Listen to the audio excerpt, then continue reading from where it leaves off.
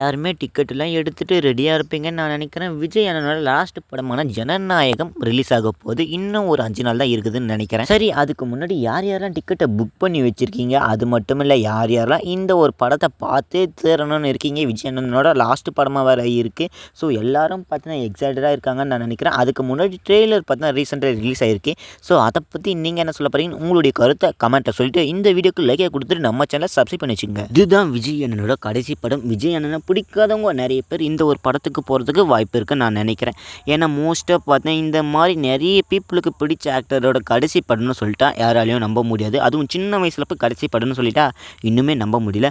ஆனாலும் இதை விட்டுட்டு மக்கள் கூட வாழணும். கிட்டத்தட்ட மக்கள் எனக்காக பல விஷயங்களை பண்ணியிருக்காங்க. அவங்களுடைய 30 வருட வாழ்க்கையை விட்டு கொடுத்துருக்காங்க. அதனால் அவங்க கூட பார்த்தீங்கன்னா ஒரு 30 வருடம் வாழலான்னு இருக்குன்னு பார்த்தா இதெல்லாம் பேசியிருப்பாங்க. ஸோ இதில் நமக்கு எடுக்க இந்த படத்தை பற்றி பார்க்கலாம். இந்த ஒரு படத்தில் விஜய் அவர்கள் போலீஸை தான் நடிச்சிருக்கிறதாகவும் சொல்லியிருக்காங்க.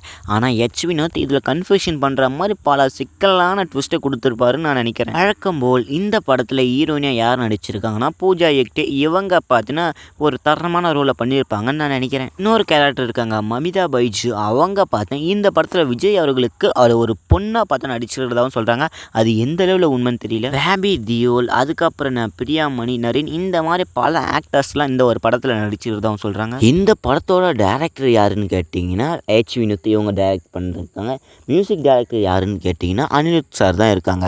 ஸோ அனிருத் சார் ஆடியோ லான்ச்சில் என்ன பண்ணாங்க, என்ன மாதிரி பர்ஃபார்மன்ஸ், என்ன மாதிரி வைபவ் கொடுத்தாங்கன்னு நமக்கு எல்லாருக்கும் தெரிஞ்ச விஷயம் தான். ஏன்னா அந்த மாதிரி ஒரு பர்ஃபார்மன்ஸை கொடுத்து அங்கே இருக்கிற மலேசியாவில் இருக்கிற ஆடியன்ஸை பார்த்தா கதற விட்டுருப்பாங்க, அல்லற விட்டுருப்பாங்க. ஒரு நல்ல வைப்பில் பார்த்தீங்கன்னா கொண்டு போய்கிட்டு இருந்தாங்க. சரி, ஓகே, அதெல்லாம் விடுங்க. ரீசெண்டாக ரிலீஸ் ஆன ட்ரெய்லருக்கு என்ன சொல்ல போறீங்கன்னு மறக்காமல் கமெண்ட்ல சொல்லுங்கள். ஏன்னா அந்த மாதிரி இருந்தது. ஒரு போலீஸ் கேரக்டரில் பார்த்தீங்கன்னா விஜய் என்ட்ரி கொடுக்குறதுமா அவங்களுடைய பொண்ணை யாரோ கடத்திட்டு போயிடுறதுமா ஒரு சீனை கொடுத்துருப்பாங்க.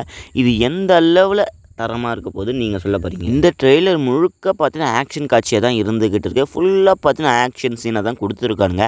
அது மட்டும் இல்லை, இந்த ஒரு ஸ்க்ரீனில் என்ன கொடுத்துருந்தாங்கன்னா விஜயும் பேபி தியல் இவங்க 2 பேரும் பார்த்தீங்கன்னா பிரச்சனை நடுவில் மாட்டிக்கிட்டு 2 பேரும் சண்டை போடுற மாதிரி தான் எல்லா ஸ்க்ரீனும் பார்த்தீங்கன்னா கொடுத்துருப்பாங்க. அதில் பைஜு அவங்கள பார்த்தீங்கன்னா கடை தேர்தா அதாவது விஜய் அவர்களோட பொண்ணை பார்த்தா நடிச்சிருப்பாங்க. ஸோ இந்த ஒரு படத்தில் விஜய் அவர்கள் இதுக்கு முன்னாடி நடித்த எல்லா ஸ்க்ரீனில் இருந்தும் ஒரு இமேஜ் ஆட் பண்ணுற மாதிரி விஜய் அவர்கள் இதுக்கு முன்னாடி நடித்த போலீஸ் படங்கள்லாம் எந்த மாதிரி ஆக்டிங் கொடுத்துருப்பாலும் அதை விட ஃபைனலாக பார்த்தீங்கன்னா லாஸ்ட் டைம் தரமான ஆக்டிங்கை கொடுத்துருக்காங்கன்னு தான் சொல்லணும். விஜயனோட லாஸ்ட் படமாக இருக்கோ மக்கள் மத்தியில் பார்த்தீங்கன்னா சரியான எமோஷ்னலாக வாங்கியிருக்குன்னு தான் சொல்லணும். இந்த ஒரு படத்துக்கு போகாதவ நிறைய பேர் கூட போவாங்கன்னு நான் நினைக்கிறேன். இந்த வாட்டி கலெக்ஷன் நல்லா போதுன்னு தான் சொல்லணும். ஜனவரி 9ஆம் தேதி படம் ரிலீஸ் ஆக போகுது. இன்றைக்கி டேட் கேட்டிங்கன்னா 5, இன்னும் 4 நாட்கள் இருக்குதுன்னு வச்சுக்கலாம். ஸோ இன்னும் 4 நாட்களில் பார்த்தீங்கன்னா ஜனநாயகம் படம் ரிலீஸ் ஆக போகுது.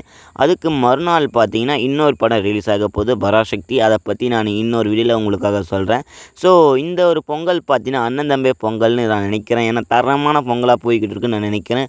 முன்னாள் ஜனநாயகம், அதுக்கு மறுநாள் பராசக்தி, ஒரு தரமான படத்தை கொடுத்துருக்காங்க 2 பேரும். இந்த ஒரு ஜனநாயகம் படத்தோட ஃப்ரீ டிக்கெட் புக்கிங் அதாவது பார்த்தீங்கன்னா எவ்வளோ போயிருக்குன்னா யூகேல மட்டும், அப்ராடில் யூகேல மட்டும் பார்த்தீங்கன்னா 45,000 டிக்கெட்டை பார்த்தீங்கன்னா விற்று முடிச்சிருக்காங்க. இது விஜயோட மாஸ் என்ட்ரின்னு கூட சொல்லலாம். ஏன்னா இந்த மாதிரி ஒரு ஃப்ரீ புக்கிங் டிக்கெட்டில் பார்த்தீங்கன்னா ஒரு தரமான சம்பவத்தை பண்ணியிருக்காரு. அதுவும் பார்த்தீங்கன்னா யூகேல பண்ணியிருக்காங்க. இதுதான் ரொம்பவும் முக்கியமான விஷயம். நம்மளுடைய தமிழ்நாட்டில் இல்லை, வெளிநாட்டில் பண்ணியிருக்காங்க. இதை பற்றி நீங்கள் என்ன சொல்ல போகிறீங்க? உங்களுடைய கருத்தை மறக்காமல் கமெண்ட் சொல்லிட்டு இந்த ஒரு வீடியோ பிடிச்ச லைக்கை கொடுத்துட்டு உங்கள் ஃப்ரெண்ட்ஸ் எல்லாம் ஷேர் பண்ணி வச்சுட்டு நம்ம சேனலை சப்ஸ்கிரைப் பண்ணி வச்சுக்கோங்க.